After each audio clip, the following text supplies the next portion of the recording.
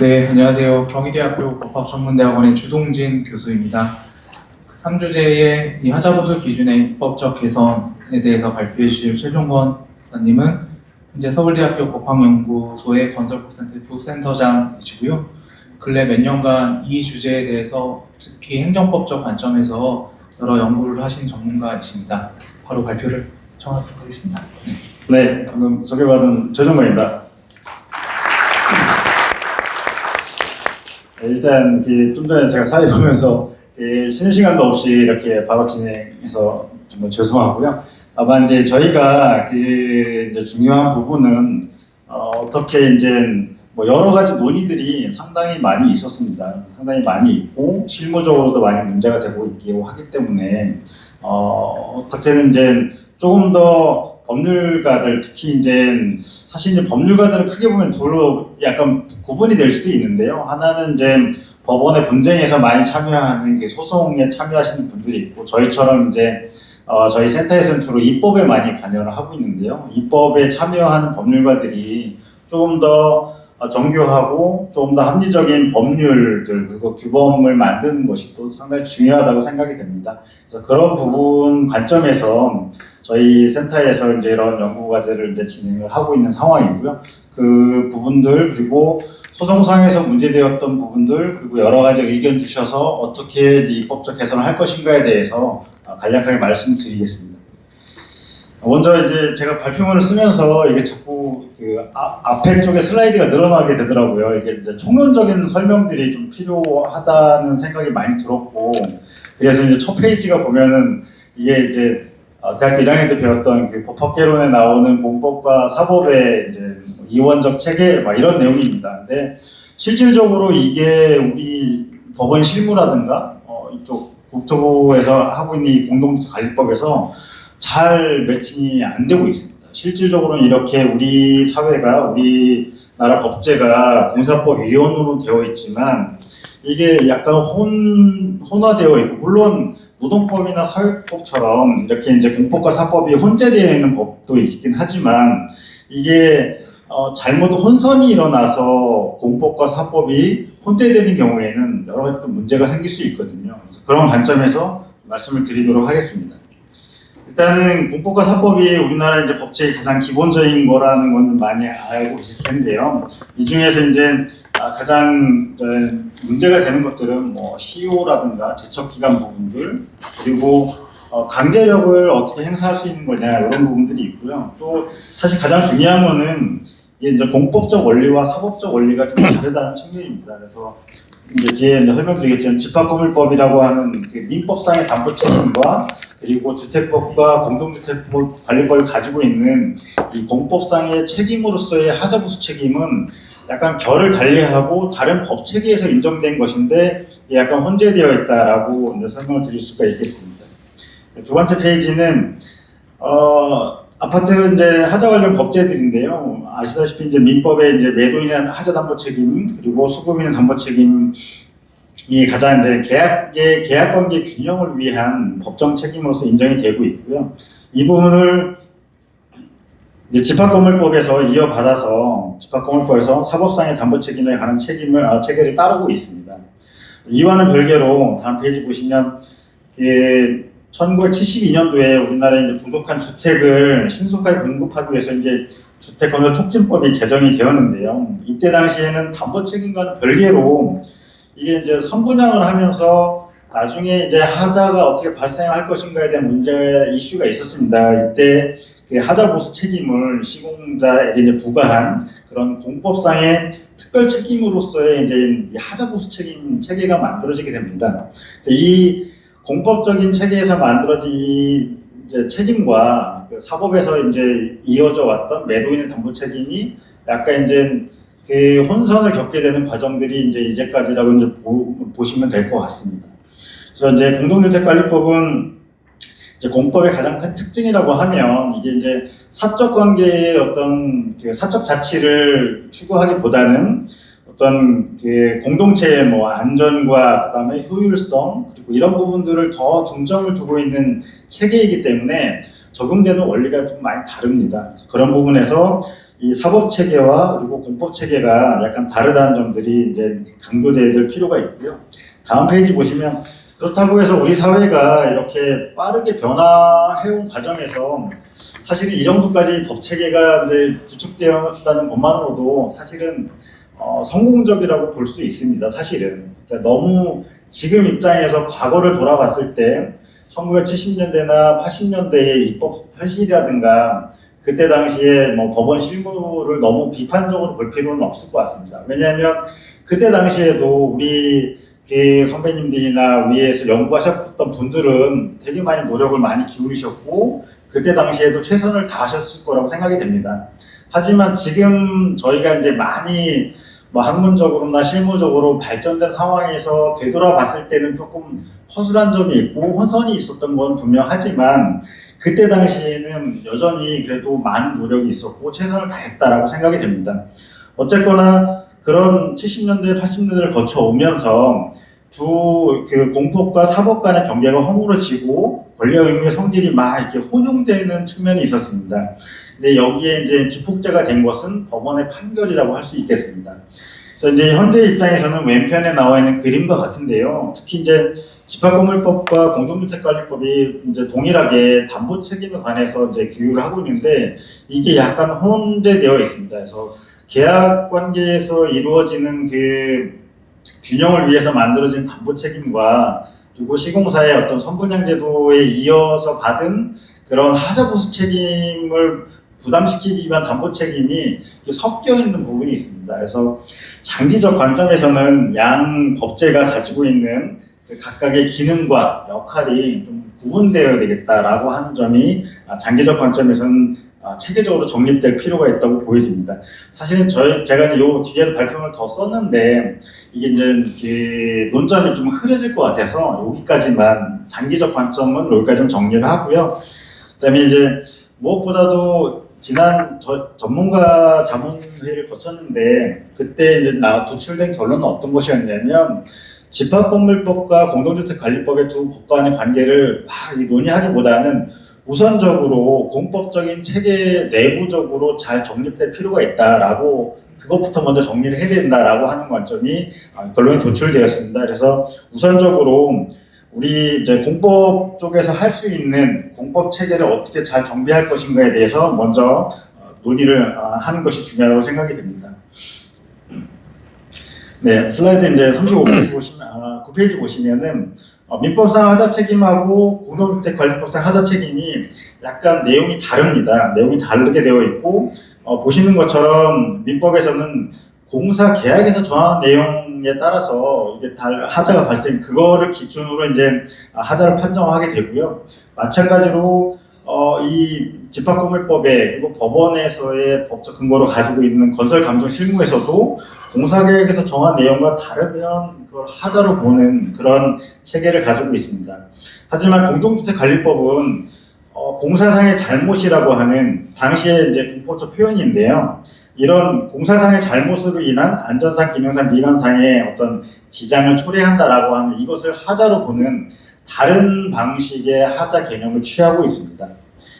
다음 페이지 보시면 공동주택관리법상 하자 개념의 출발점은 저희가 이제 입법 연역을 많이 이제 찾아보려고 노력을 하고 있는데 처음 이 하자 개념이 들어간 것은 1982년도에 공동주택관리 규칙 별표 3입니다. 별표 3에 보면 공사상의 잘못으로 인해서 균열 뭐 이런 현재와 같은 규정 원형적인 모습이 1982년도에 입법이 됩니다. 이때 당시에는 마찬가지 그때는 건설부겠죠. 건설부에서는 이게 이제 우리 공법적으로 보는 하자의 개념은 이거다라고 결론을 내렸다고 보여지고 그것이 오늘날에까지 이제 이어져 오고 있는 그런 공법상의 하자 개념이라고 볼 수 있습니다.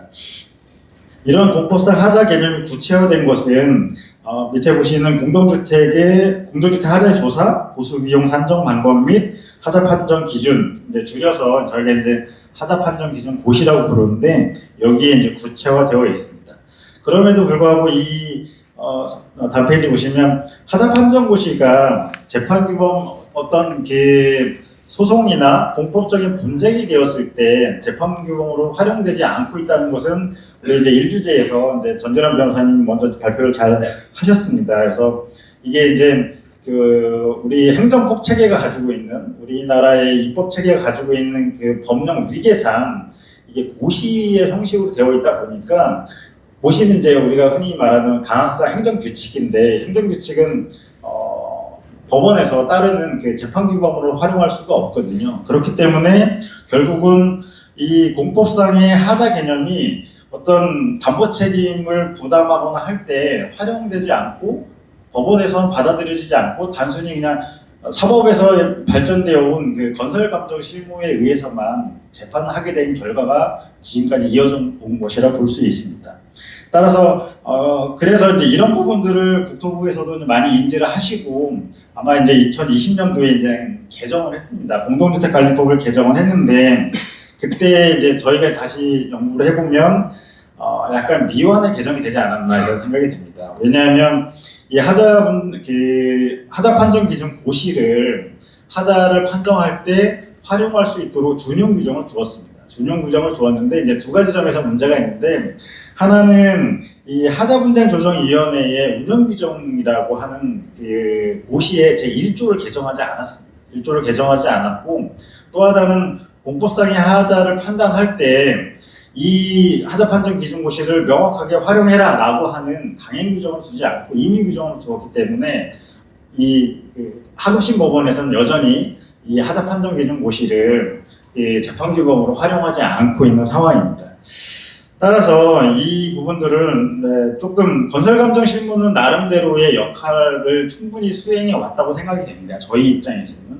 그렇지만은 공법상의 하자 부분들이 논의가 되는 과정에서도 여전히 사법에서 발전되어 온 이 건설감정 실무가 이제 지배되는 것은 여전히 많은 문제점이 있다는 것은 이제 앞 발표자분께서 많이 했던 것 같고요.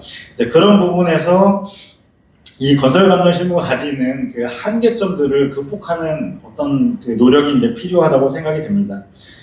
간단하게 이제 건설감정 실무는 이제 앞부분에서 많이 이제 그 한계점들을 논의를 드렸는데, 일단 중요한 부분들은 이 전문적 기술적 부분에서 좀 미흡한 면이 많고, 또 하나는 이제 다음 페이지 보시면 입법 기술적인 한계인데요. 예를 들어서 어떤 건설 기술이나 사회의 어떤 기술이나 변화 속도가 빠른 부분들에 대해서는 이 법원에서 만들고 있는 이 건설감정 실무가 그런 부분들을 빠르게 이제 반영하지 못하는 측면이 있습니다. 그리고 지난번 토론자로 나오셨던 그 건설감정 실무를 담당하시는 판사님께서도 현재 건설감정 실무에 대한 개정 계획은 없다라고 이렇게 또 말씀도 하셨기 때문에, 향후에도 이런 변화된 것들을 건설감정 실무가 받아들이기에는 좀 어려운 상황이지 않나 이런 생각이 듭니다. 또 다른 측면에서는 건설감정 실무가 조금 더 상세했다면 아마도 건설감정인 제도에도 영향을 미쳐서 건설감정이 이게 차별적으로 그리고 구구하게 이제 결론이 나지 않았을 텐데, 건설감정 실무 자체가 여러 가지 이제 규정상의 미비점들이 많기 때문에 건설 감정 자체에서도 편차가 많이 크게 나타난 것 같습니다. 따라서 이런 부분들에 대해서 이제 합리적으로 이제 개선하는 방안은 전체적으로 공법과 사법의 체계를 큰 담론으로 갈 수도 있지만, 일단 공동주택관리법 자체에서 공법상의 규율들이 잘 정립이 되고, 그리고 정성스럽게 또 많은 노력을 기울여서 만들었던 이 하자 판정 기준 고시가 적극적으로 잘 활용될 수 있고, 재판규범으로 활용이 되고, 흔히 말하는 저희가 이제 행위규범이라고 말하는데요. 행위규범으로도 작용될 수 있도록 이 기준 고시가 잘 규범력을 확보하는 게 중요하다고 생각이 됩니다. 발표문 이제 14페이지 보시면은 이제 입법 배분을 저희가 많이 이제 논의를 하고 있는데요. 국회에서 국민들의 어떤 권리의무에 중요한 사항들은 국회 입법으로 하는 게 원래 원칙입니다. 원래 원칙이지만 전문적이고 기술적인 사항 같은 경우에는 행정부가 위임을 받아서 입법을 하는 게 원칙입니다. 왜냐하면 행정부에서 전문적인 인력과 그리고 광범위한 실무 능력을 가지고 있기 때문에, 그리고 급속한 변화에 신속하게 대응할 수 있는 것은 행정조직이거든요. 행정조직이기 때문에 행정부에서, 특히 이제 국토부에서 변화되어 가는 그런 어떤 하자의 개념, 하자의 종류라든가 하자의 보수라든가 이런 여러 가지 군법들을 바로바로 받아들여서 하자 판정 기준 고시를 변경시키는 게 중요하다고 생각이 됩니다. 그렇게 하기 위해서는 현재 이제 그 규범 체계를 좀 개정을 해야 되겠는데요. 그런 부분들을 간략하게 설명드리도록 하겠습니다. 15페이지 보시면 현재 이제 공동주택관리법 36조와 37조, 39조의 구조가 조금 더 다른 입법 체계에 맞게 그 하자 판정 기준 고시가 그 재판 규범으로 활용될 수 있도록 위임 체계를 변경한 내용이라고 보시면 되겠습니다.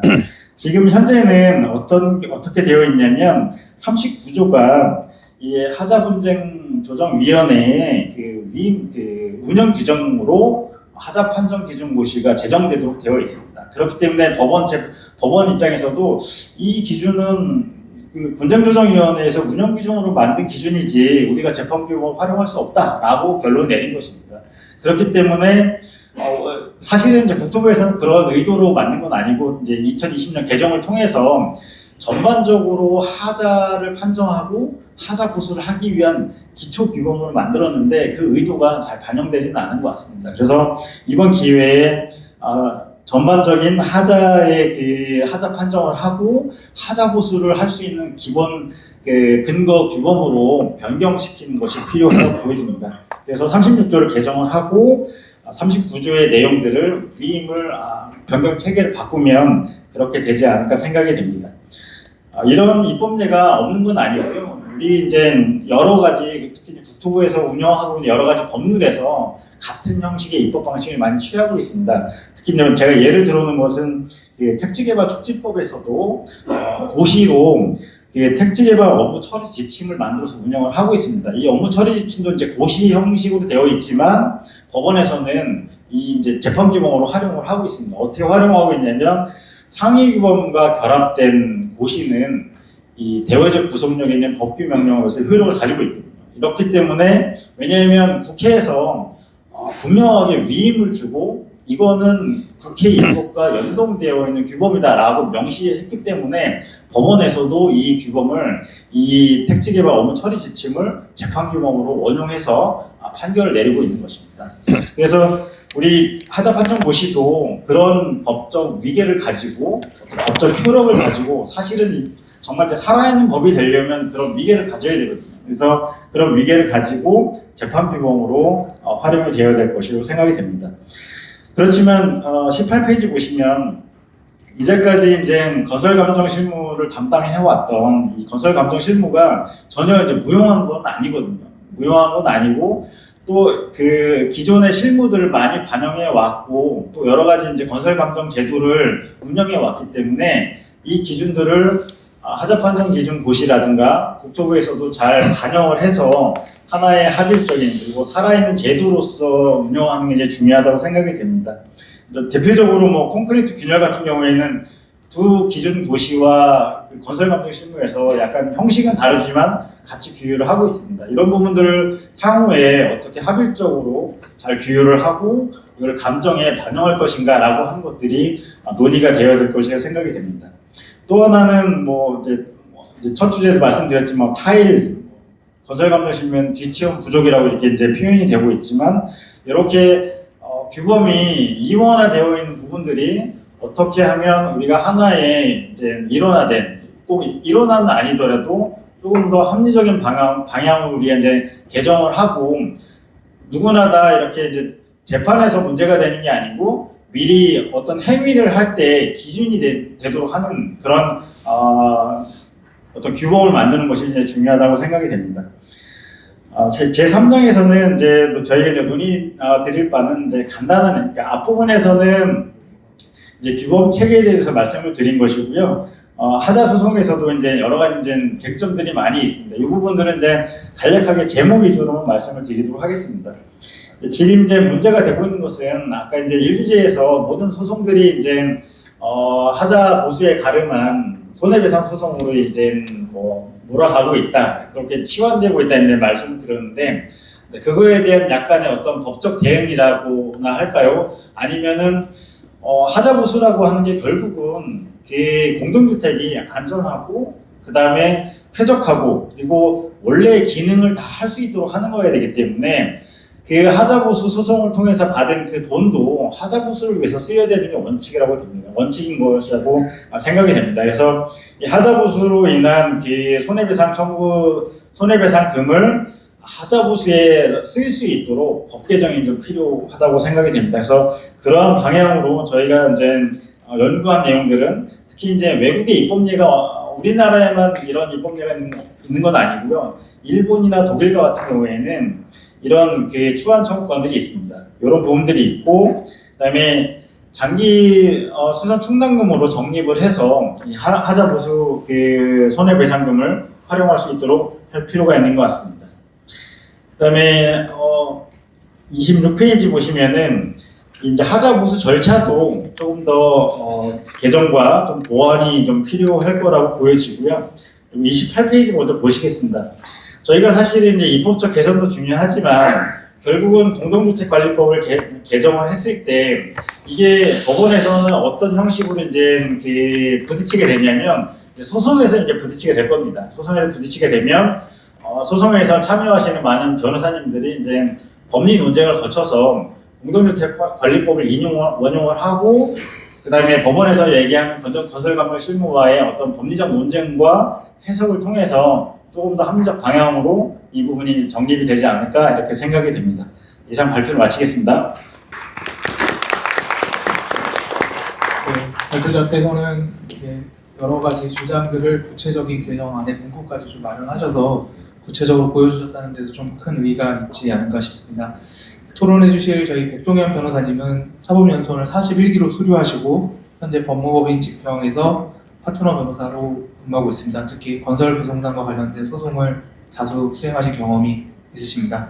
토론자께 죄송하지만 그 시간 관계상 3분 내로 부탁드리겠습니다. 네. 예, 그래서 정말 건법인 집행의 백종현 변호사라고 합니다. 그래서 제가 두 가지 정도 짧게 그 하자보수 의무의 실질화를 위한 전제 조건에 대한 좀 입법 개선 의견을 말씀드리겠습니다. 첫째는 하자보수의 의무 이행의 주체 문제입니다. 간단하게 요약하면 이렇습니다.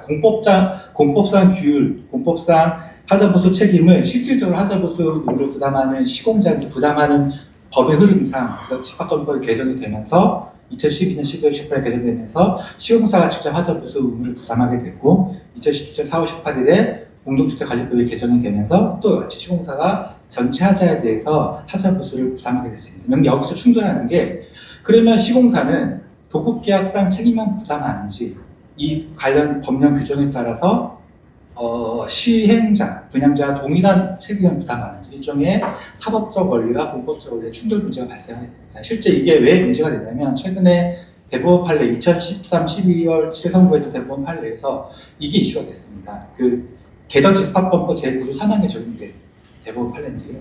그러니까 수분양자는 시공사한테 직접 하자보수를 청구를 했는데 이 케이스에서는 시공사의 분양자에 대한 도급계약상 소멸시효를 도과했습니다. 5년을 도과했고 반면에 이제 수분양자의 하자보수 채권은 보통 10년이니까 그 남아있는 상태에서 항소심은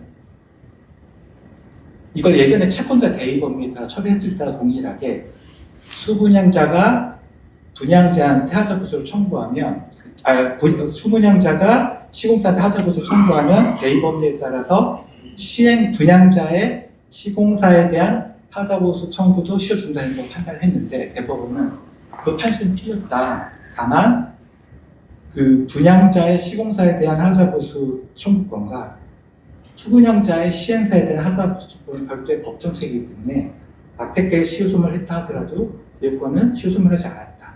그러니까 일종의 시공사 입장에서는 도급계약상 자기 하자보수 의무는 소멸이 되는데 시효 소멸해서 집합건법 제9조 3항에 따른 하자보수 의무는 남아있는 상황입니다. 일종의 저희들이 봤을 때는 일부의 공법상 책임과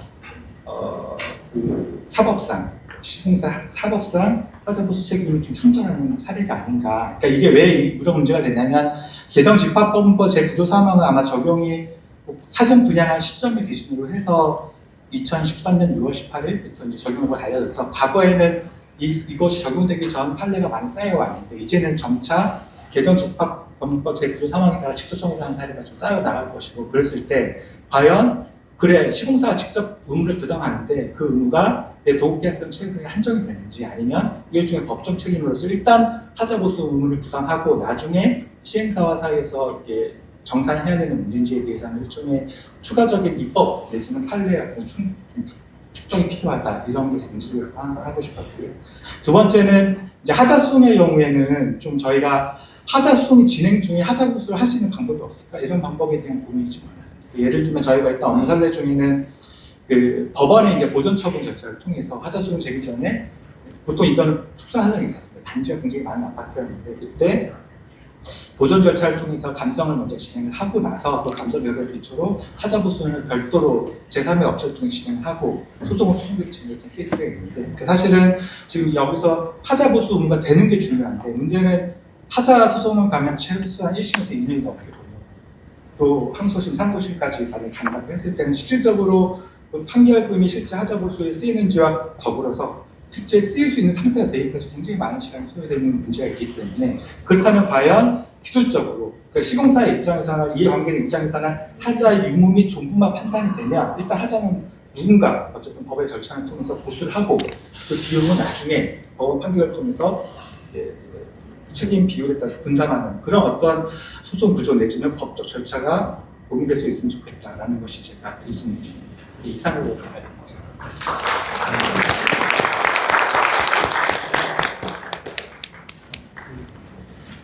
예, 저도 이렇게 학술대회를 갔을 때 플로어 토론을 받지 않으면 집에 가서 괜히 서운한 마음이 들기도 하는데요. 저는 한편으로 사실 정해진 시간을 지키는 것도 좀 매우 중요하기 때문에 양해해 주시면 좀 토론을 생략하고 이것으로 좀 3세션을 마무리하도록 하겠습니다. 감사합니다.